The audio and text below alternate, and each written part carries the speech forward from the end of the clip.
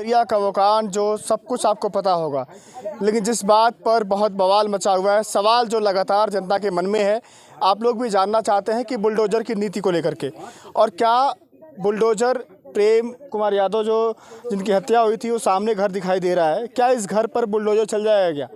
जो सवाल है जिसको लेकर के सोशल मीडिया पर बवाल मचा हुआ है, और इसी सवाल को जानने के लिए मेरे साथ इस समय समाजवादी पार्टी के नेता, इलाहाबाद यूनिवर्सिटी के पूर्व छात्र अध्यक्ष अवनीश यादव मौजूद हैं। इनसे बातचीत करेंगे। लगातार पहले दिन से ये इस पूरे मामले को करीब से देख रहे हैं, और ये परिवार के साथ तहसील में भी गए थे रुद्रपुर, वहाँ पर ही पूरी बातचीत हुई। इनसे समझेंगे कि जो तमाम नीति बुलडोज़र को लेकर के जो आशंकाएं हैं, सवाल बहुत पैदा हो रहे हैं, उस पर पूरी सच्चाई जानते हैं। स्वागत है आपका पहले तो। जी, बहुत शुक्रिया आप लोगों का। और मुझे भी उम्मीद है कि लोकतंत्र का जो चौथा स्तंभ है उसको मीडिया कहा जाता है, और मीडिया के माध्यम से कम निष्पक्ष जाँच होगा और कम न्याय मिलेगा। एक पक्षी कार्रवाई नहीं होगा, ये मैं मीडिया के माध्यम से विश्वास और आशा रखता हूँ कि किसी भी परिवार के साथ अन्याय ना हो। लगातार सवाल वो ये खड़े हो रहे हैं कि उनका घर सरकारी ज़मीन में बना हुआ है, ऐसी चीज़ें चल रही हैं, तमाम ऐसी जो चीज़ें हैं, कैसे देखते हैं इसको? देखिए, किसी की मकान सरकारी ज़मीन में नहीं, वो बैनामे की ज़मीन में है, और बैनामा करने वाला व्यक्ति ने भी स्वीकार किया है, लेने वाले ने भी। और वो सेना के जवान थे, उन्होंने अपनी देश की सीमा पर रक्षा करते हुए जो सरकार उनको वेतन देती थी, उस वेतन से इन्होंने इस ज़मीन को खरीदा है, और ख़रीद कर तब उस मकान का निर्माण किया है। सवाल ये है कि वो दूसरा परिवार आरोप लगा रहा है कि वो भू माफिया थे। नहीं, भू माफिया कैसे हो सकते हैं? जब किसी के ऊपर कोई मुकदमा होगा, किसी के ऊपर कोई घटना होगी, या कोई इसके पहले कोई अपराध किया होगा, तब ना भू माफिया होगा। इसके पहले कोई मुकदमा नहीं है, तो इसलिए कोई भू माफिया ये केवल कही जा रही है, साबित होनी चाहिए। समाचार पत्रों में लगातार चल रहा है कि इनके साथ साथ इनके 4 रिश्तेदारों करीबियों के घर पर भी नोटिस चस्पा कर दिया गया है, इनके साथ उनका भी घर गिराया जाएगा, ऐसी चर्चाएं हैं।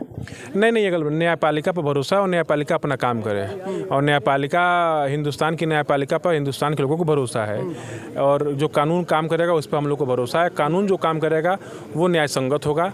ये केवल कहने से और बुझने से समाज में अशांति फैलेगी, समाज में द्वेष फैलेगा, ये हम चाहते हैं ना हो। लगातार सवाल ये भी खड़े हो रहे हैं कि सूबे के मुखिया आते हैं, डिप्टी सीएम आते हैं, वर्तमान विधायक यहाँ के हैं, वर्तमान सांसद हैं, एक परिवार से मिलना, दूसरे परिवार से नहीं मिलना, जबकि पहली जो हत्या हुई है वो यादव परिवार की हुई है, उसके बाद से जो भीड़ का या जो आक्रोश, जो भी तमाम चीज़ें बाद में हुई हैं, तो इस परिवार से नहीं मिलना, क्या देखते हैं? जातीय रूप देने की कोशिश हो रही है। पूरी रूप आप देख सकते हैं कि सरकार का दोहरा मापदंड है।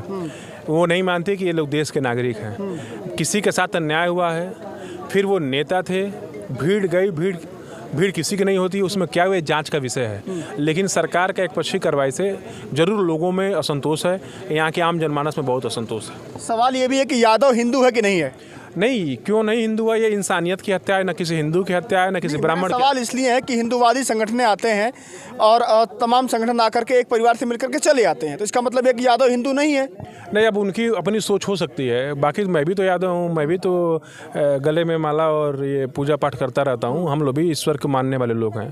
तो अब सरकार अगर ऐसे दोहरे मापदंड से देखेगी, तो हिंदुस्तान के लिए, हिंदुस्तान के कानून के लिए महात्मा गांधी के जो सिद्धांत थे, बापू के जो रास्ते थे, नेताजी सुभाष चंद्र बोस और बाबा साहब भीमराव अम्बेडकर, माननीय मुलायम सिंह यादव जी के जो सिद्धांत थे, उसके साथ वो लोग कहीं ना कहीं भेदभाव कर रहे हैं, और ये समाज में एक अच्छा संदेश नहीं जाएगा। शिवपाल जी से सवाल पूछा गया था कि आप देवरिया जाएंगे, इस मामले को क्या कहेंगे?